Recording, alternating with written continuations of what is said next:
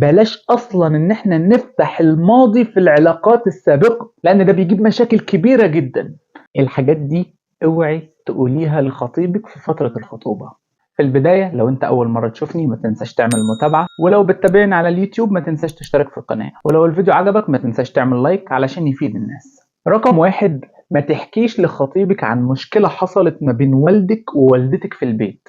ليه؟ لانه هيفتكر ساعتها ان حضرتك بتطلعي اسرار البيت بتاعكوا بره، فممكن في يوم من الايام يحصل ما بينك وما بينه مشكله، فيقعد يقول ده هي زي ما طلعت اسرار بيت ابوها وامها ليا، هيجي في يوم وهتطلع اسراري انا كمان لحد تاني. فما تحكيش لخطيبك عن اي مشكله بتحصل ما بين والدك ووالدتك. رقم 2، بلاش تطلبي تشوفيه كتير. بمعنى مش كل شوية تعال عندنا البيت أنا عايز أشوفك أنا عايز أقعد أتكلم معاك. ليه؟ لأن ده بيتطلب متطلبات. يعني طبعا هو لما هيجي البيت أكيد لازم يجيب هدية، أكيد لازم يجيب لك حاجة وهو جاي، لأن ده طبيعي جدا. ومش مستحب في فترة الخطوبة المصاريف الكتير قوي بالنسبة للولد، لأن هو بيبقى بيفكر هيجهز الشقة ازاي وهيعمل ايه في البيت، فبيبقى في اوريدي أصلا متطلبات كتير الناحية التانية.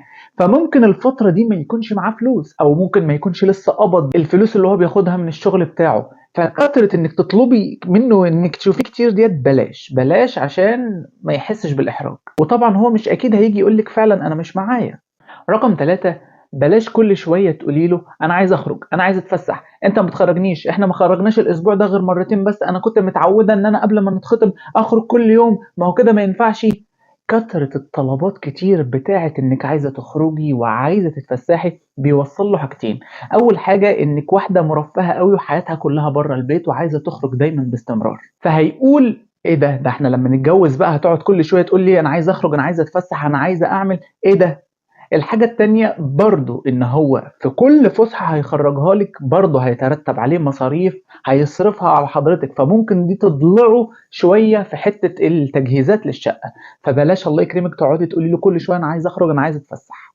رقم 4، ما تتكلميش عن صاحبتك وخطيبها، خطيبها جاب لها كذا، خطيبها عمل لها كذا، هي بقى جابت لخطيبها كذا وكذا وكذا وكذا، وتقعدي تكلميه عن التفاصيل اللي ما بين العلاقة بتاعت صاحبتك معاه، عشان ما يبصش لنفسه ويبص لخطيبها ويقعد يقول ايه ده هو يعني هو جاب لها كذا انا مش قادر اجيب لك كذا، هتدخليه في حوارات ومتاهات.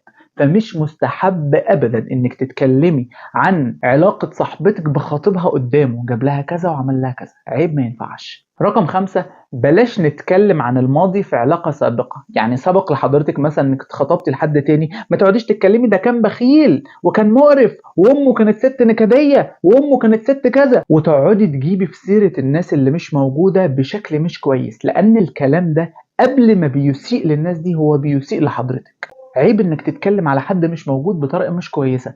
بلاش اصلا ان احنا نفتح الماضي في العلاقات السابقة، لان ده بيجيب مشاكل كبيرة جدا. دي كانت بعض الحاجات خلي بالك منها انك تقوليها لخطيبك في فترة الخطوبة.